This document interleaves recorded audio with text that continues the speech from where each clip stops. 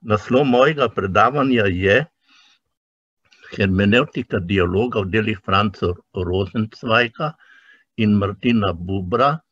V članku, ki je šel v Edinost in dialog, pa sem dodal še Hermana Kohena, pa mislim, da ste že ta dva kar dovolj za 20 minut. Podal bom samo nekaj sintetičnih spoznanj o pogledih teh dveh zelo pomembnih judovskih filozofih, ki sta znana tudi kot prevajalca Svetega pisma Stare zaveze. Prispevek je kritična presoja pogledov dveh judovskih avtorjev znotraj širšega diskurza zgodovine biblične literarne kritike, hermenevtike, filozofije in teologije. Se pravi Franca Rosenzweiga in Martina Bubra. Oba sta v svoji filozofski hermenevtiki svetopisemske osnove dialoga razvila na podoben način. Razlika med njima pa je v tem, da je Rosenzweig svojo razlago o temeljnem delu Zvezda odrešenja iz leta 1919 neposredno postavil na svetopisemsko postavko o stvarjenju, razodetju in odrešenju v njihovi vzajemnosti.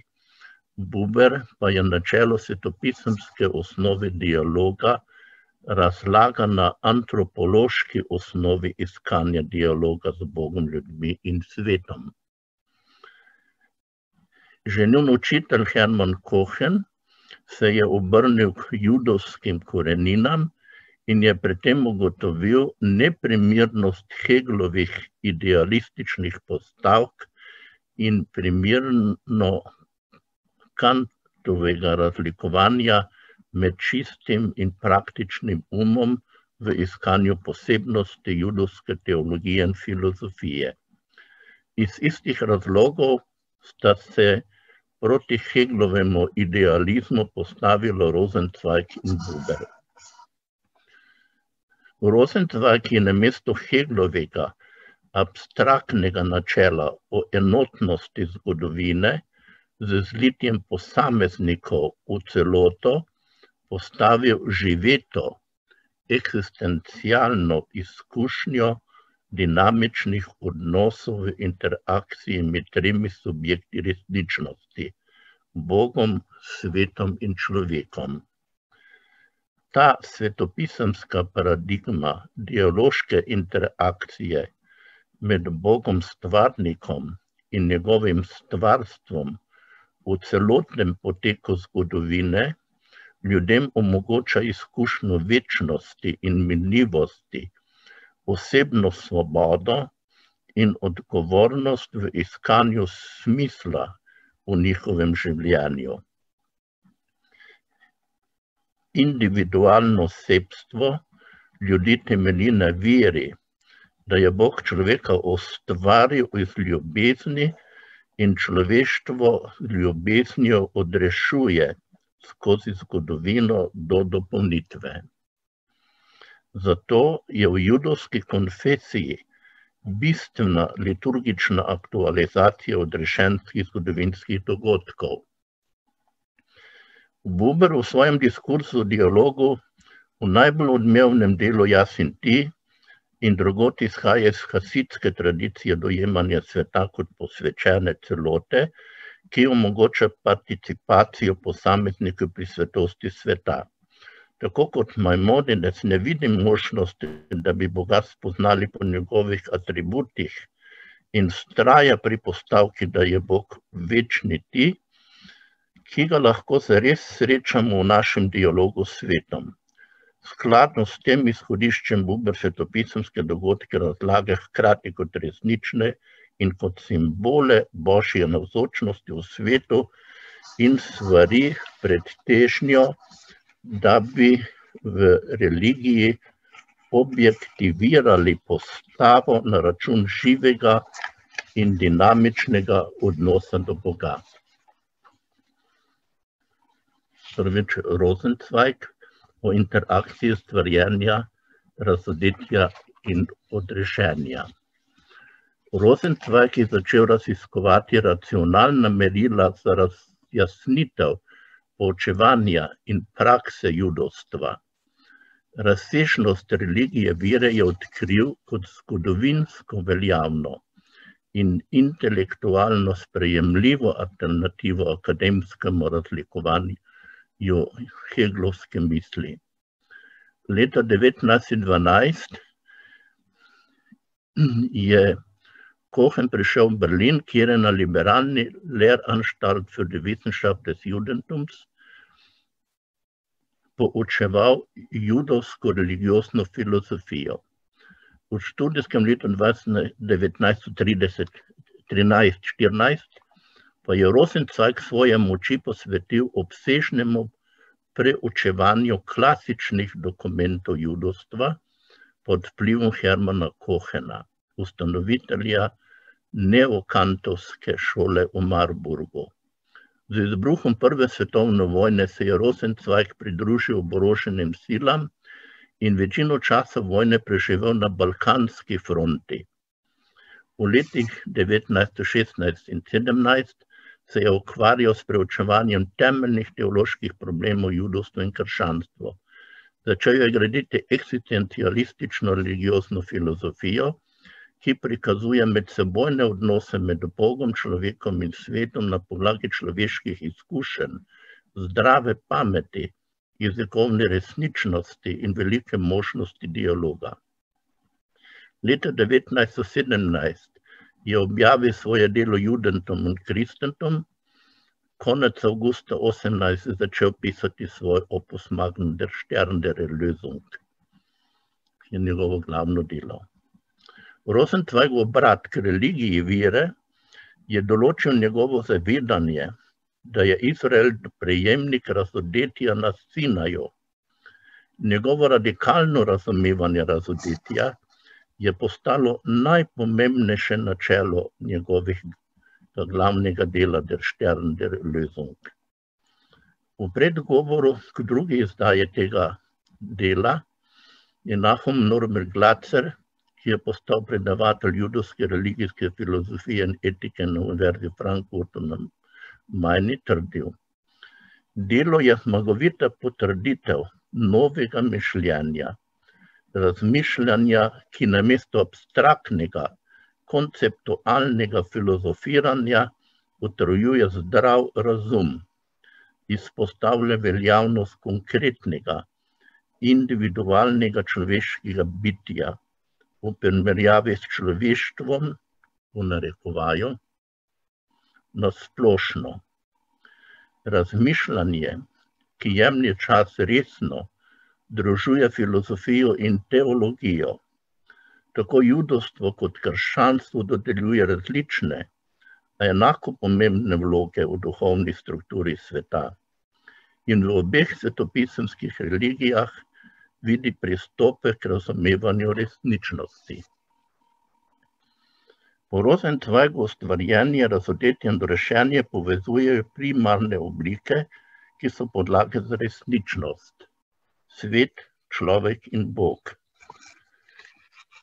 Slikovito so Bog, svet in človek predstavljeni z enim trikotnikom. Stvarjenje, razodetje in odrešenje strani drugega. V kombinaciji tvorijo šestkratno zvezdo, pozni simbol judovstva, iz katere izhaja naslov knjige. Stvarjenje je prvi stik med Bogom in svetom. Drugi je razodetje Božje ljubezni do ljudi. Ljubezen je temelj in smisel razodetja. Odrešujoča ljubezen Boga do ljudi in ljubezen ljudi do Boga in njihovih bližnjih osvobodi ljudi pred dokončnostjo smrti. Knjiga se začne z od smrti in zaključi v življenje. Knjiga je razdeljena na 3 dele, od katerih je vsak sestavljen od uvoda, 3 knjig in epiloga. Rosenzweig je knjigo izdal brez vseh pojasnil, predgovora, uvoda in postskripta. Boga Rosenzweig ne obravnava kot predmet ideje, temveč kot osebnega Boga, ki se grešnim ljudem razodeva kot Bog, ki odpušča. Resničnost v polnem pomenu izhaja izključno iz odnosa do Boga in do soljudi. Ti medsebojni odnosi omogočajo, da se sedanjost, preteklost in prihodnost združijo v Bogu, ki je vrhunec spoznanja. Bog je resnica.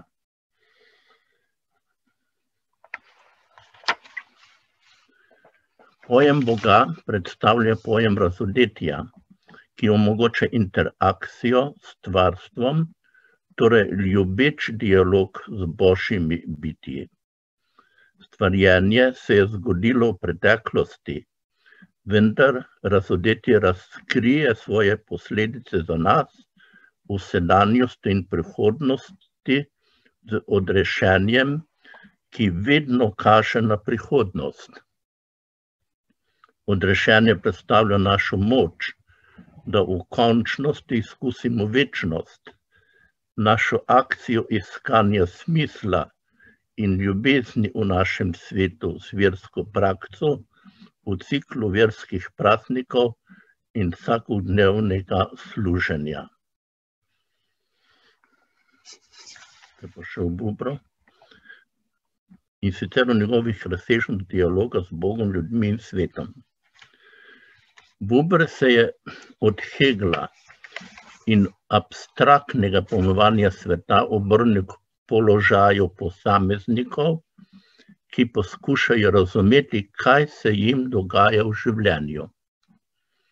Njegova filozofija je bila osredotočena na srečanje ali dialog človeka z drugimi bitji, v odnosu z drugimi ljudmi in navsezadnje na odnos z Bogom. Ta misel je svoj polni dialoški izraz dosegla v njegovi zelo vplivni knjigi Ich und du, objavljeni leta 1923.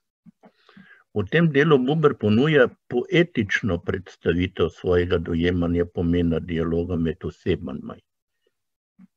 Njegovo delo začne z razlago, v kakšnih okoliščinah poteka dialog na osebni ali neosebni ravni. Po Bubrovih besedah človeško življenje najde smisel v vseh odnosih, ki nas na koncu pripeljejo v odnos z Bogom, ki je večni ti. Loči dve vrsti odnosov, neposreden in resnično medsebojni odnos, jaz, ti z drugo osebo. Abstraktno in brezosebno razmerje jaz, ono, v svetu občutkov, ki ni resnično vzajemno. Dvojna narava sveta pomeni, da ima naše biti v svetu dva vidika. Vidik izkušnje, ki ga dojemamo kot jaz, ono, in vidik odnosa, ki ga dojemamo kot jaz, ti. Dialog med osebami pomeni, da jaz gledam na tebe kot na drugo osebo, pa vendar kot na osebo, s katero se lahko navežem. Odnos jaz ti se vzpostavi na metafizičnih in moralnih temeljih. Kako poteka dialog med človekom in Bogom? Buber ponuja ključ do odgovora svojim razumevanju razodetja večnega ti in vrojenega ti v človeku. Vsak resničen odnos z bitjem ali življenjem na svetu je brezpogojna in izključen način vključenosti. V Bubrovih besedah je glavno dosežek judovstva postavitev možnosti dialoga z Bogom. Dialog vseh človeških oseb z Bogom je mogoč, ker je Bog eden, večni ti. ki ga lahko srečamo v dialogu s svetom. Večni ti omogoča življenje s 3 sferami: naravo, drugimi ljudmi in duhovnimi bitji. Medsebojni odnos s temi 3 dimenzijami odpira široko paleto vprašanj, kako izraziti naravo enega Boga z jezikovnimi sredstvi. Razkritje neposrednega odnosa do večnega tija je resnično prizadevanje za njegovo prevajanje in razlaganje svetega pisma. Bog je vedno odprt za dialog z ljudmi, vendar ljudje nočejo stopiti v dialog z Bogom, ljudmi in svetom dispozicijo ljubezni. Cilj dialoga med Bogom in ljudmi je odrešenje. Absolutna enotnost božanskega bitja vodi Bubra do zaključka, da je treba vse božje atribute obravnavati kot atribute delovanja. Tako kot Maimonides, tudi Buber bistvene atribute življenja obravnava kot enake z božjim bistvom in kot take, ki oblikujejo en sam pojem, da ne krši načela božje enotnosti. Iz istih razlogov Buber ni podpiral delitve med dobesedno razlago svetopisemskih dogodkov, kot se goji v ortodoksnem judovstvu, in med simbolno razlago svetopisemskih dogodkov, ki jo zagovarja reformno gibanje v judovstvu. Buber je strogo spoštovanje zakona videl kot potencialno nevarno, ker to Jude nagiba k temu, da se ne osredotoča na dialog z Bogom samim, temveč na objektivni sistem zakonodaje. Zakone lahko avtentično sprejmemo kot nekaj, kar resnično izvira iz Boga, šele potem, ko vstopimo v dialog z avtorjem zakonov. Samo človek, ki se obrača k Bogu, lahko zares upošteva vse njegove zakone. Bubrovo dojemanje živega dialoga med Bogom in ljudmi vključuje nenehen boj proti težnji po objektivizaciji zakona in stalno potrjevanje živega in dinamičnega odnosa z Bogom. Iz tega sledi, da Bubrovo dojemanje živega dialoga med Bogom in ljudmi vključuje nenehen boj proti težnji po objektivizaciji pluralnosti božjih atributov, namesto da bi jih videl kot simbolni izraz notranje enotnosti in identitete Boga. Še nekaj za sklepno presojo. Idejni odzivi Hermana Kohena, Franza Rosenzweiga in Martina Bubra na filozofske tokove idealizma od antike do sodobnosti, predvsem na Heglu abstraktni idealizem, so dobili navdih v Svetem pismu, ki s preroško in umetno besedo budi čut za dialog z osebnim Bogom na individualno, eksistencialni in občestveni ravni. Spoznanje vseh 3, da Bog ni le prvi vzrok ali čista ideja, ampak absolutno edini Bog, stvarjenja, razodetja in odrešenja, je vsem 3 na podoben način pomagalo ubesediti racionalno logiko in čustveno dinamiko osebnega odnosa do Boga, ljudi in sveta. Cilj življenja zato ni več abstraktna resnica čistega uma, temveč doživetje živetega dialoga čistih src. Vprašanje morale je torej temelj vsakega doživljanja in razprave o vprašanju morale v odnosu do Boga, človeka in sveta. Sprava v razmerju med Bogom, človeškim sebstvom v zgodovini je skupno jedro v krščanstvu in judovstvu. Franz Rosenzweig je skušal uskladiti radikalno individualnost in subjektivnost svobodnega človeka z objektivnostjo sveta. V svojem glavnem delu Der Stern der Erlösung je razvil izčrpen prikaz uresničitve odrešenih ljudi v zgodovini, ki zajema časovne dimenzije v preteklosti, sedanjosti in prihodnosti.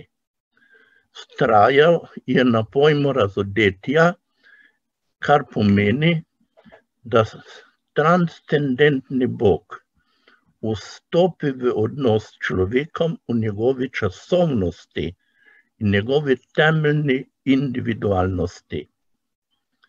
Božje razodetje in odrešenje omogoča dialog med absolutnim Bogom in vsemi določenimi bitji. Po mnenju Rosenzweiga samo pravilno priznanje edinstvenega značaja posameznega smrtnega človeka obljublja odrešitev.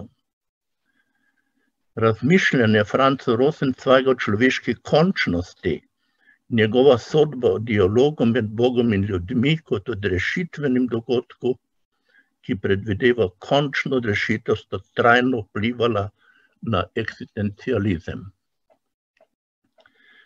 Buber je znan po svoji tezi ideološki naravi eksistence. Niso ga zanimale ideje o Bogu in ljudeh, temveč osebne izkušnje v odnosu do Boga in v medosebni naravi človeškega bivanja.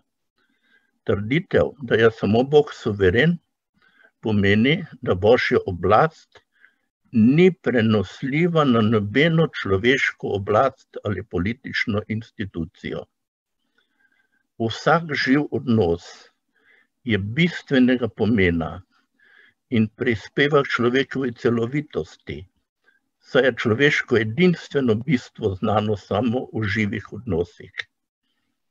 Tako Kohen kot Buber menita, da je vzpostavitev tega odnosa z Bogom bistvenega pomena za krepitev etičnih vizij v skupnosti.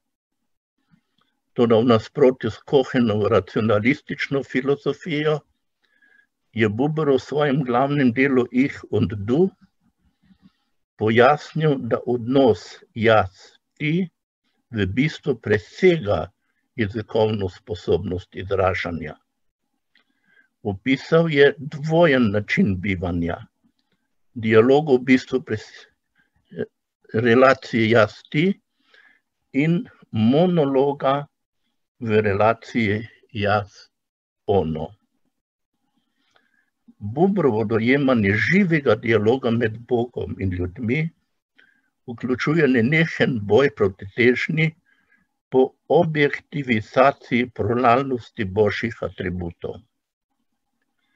V atributih Buber vidi simbolni izraz notranje enotnosti identitete Boga. Toda Franz Rosenzweig je Buberu resnično nasprotoval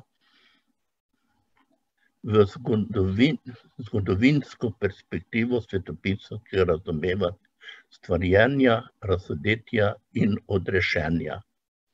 Boga ni mogoče asimilirati v sedanjost kot edino dejanskost. Hvala lepa.